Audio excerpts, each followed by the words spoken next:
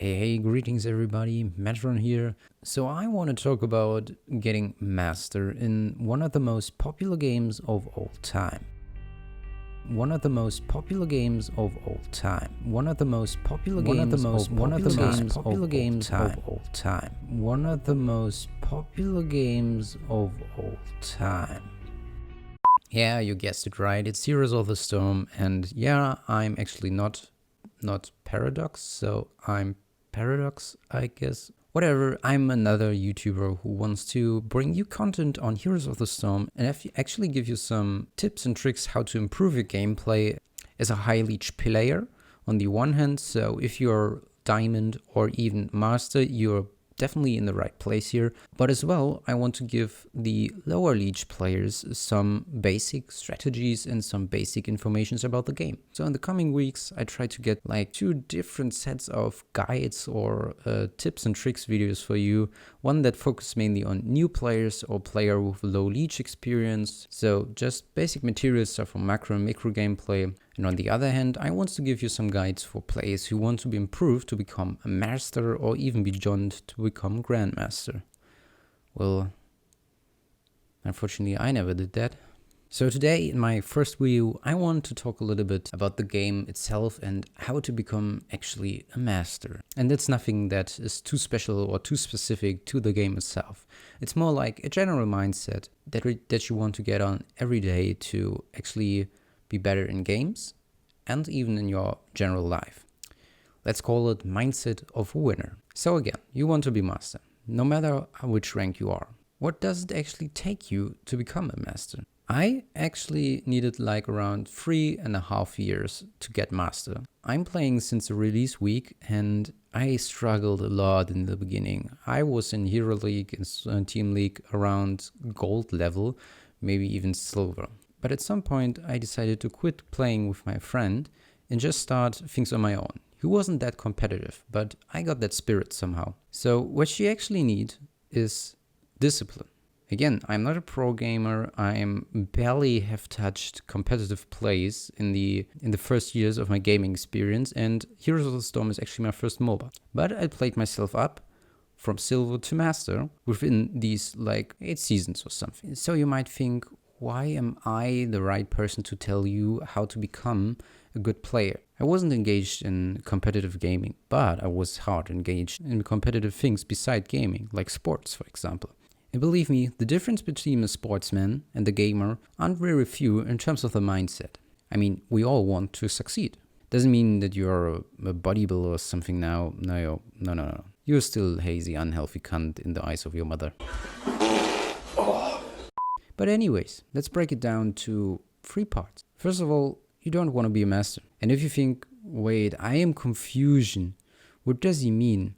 Let me make it clear to you. You actually don't want to be a master in rank. You want to be somebody who is capable of playing at the same level as all the other master players. That means for you, you want to play somewhere between Diamond to Grandmaster. And especially, you don't want to be boosted by somebody else who is actually master or platinum or even lower, so you get easier games. Because on the long run, that actually makes you a worse player. Another thing to consider, you reach master in the early stages of the season, and then you just don't play anymore for the rest of the season because you're afraid to lose that rank. Well, good luck on getting master the next season because your training is actually playing rank. So what do I want to say? As with many things in life, the final goal isn't that satisfying at all. It's the way up the mountain itself. And what struggles you've been through, as well what you learned from them. And holy crap, you can learn a lot from this game. For example, in our second point, sometimes the enemy has a bigger favor in terms of players or even draft or something. But you shouldn't be afraid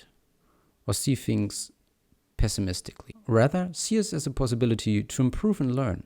E.g., it could be a matchup like this, which I actually had last season. And what did we? We won this fucking game. Get good, Chris. Now we're talking. So, to make my second point clear, see what I did there as a DD main? See what I did there as a DD main. Yes, I got a fucking tank, like we Germans do always.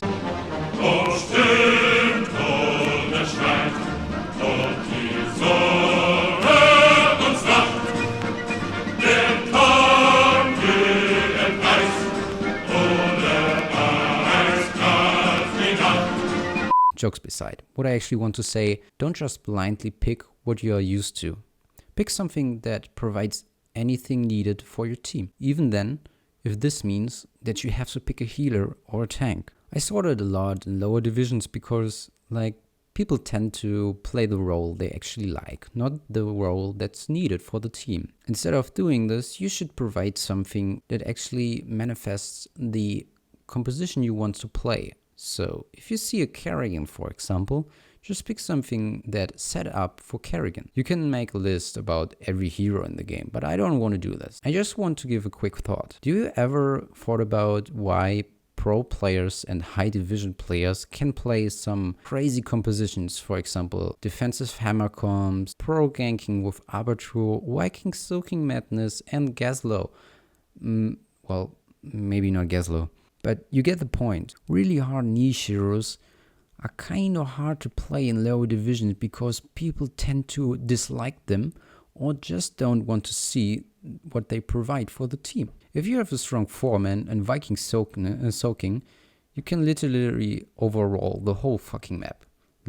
No way the enemy can do something against us if they don't draft properly. So next time, don't hate on other people, because that won't win you the game either. Try to communicate in a friendly way to tell them that you maybe don't sure about the pick, but if they refuse to actually play something else, see it as a challenge to improve yourself, even if you lose, because the master lost more often than the beginner actually tried. Which leads me to my last point, which is actually a little bit macro-orientated, but not too hard into gameplay. As I moved through my games with my Smurf account, I noticed a big change in between Platinum 1 to Diamond 5. From there on, the games actually started to become difficult. Not only because Alarak got banned out, because he's currently the strongest motherfucker on Earth.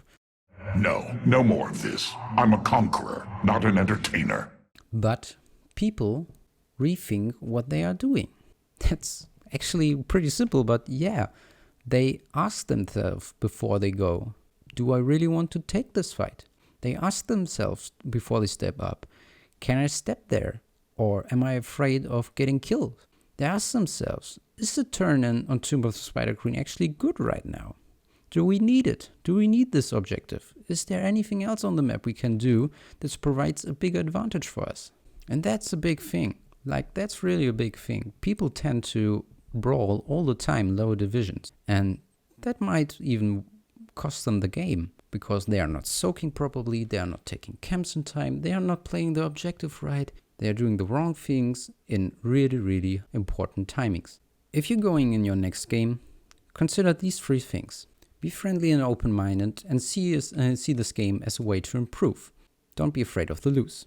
Try to communicate with your team members and see what they want to play, and maybe get the last pick or something to actually compensate what they are lacking of. That could be a tank, a healer, or even a setup for a certain character. And third, ask yourself multiple times in the game, what should I do now? Is it safe to step in this bush? Is it safe to take this camp? And I can promise you, you will improve and you will become better in the overall game.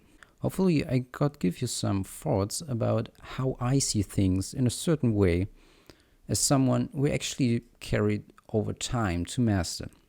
I would have loved to know these things before I started even playing, because it can be a pain in the ass to get yourself up to diamond or master if you are like silver or gold. That's a long way to go, but I'm sure you will get there.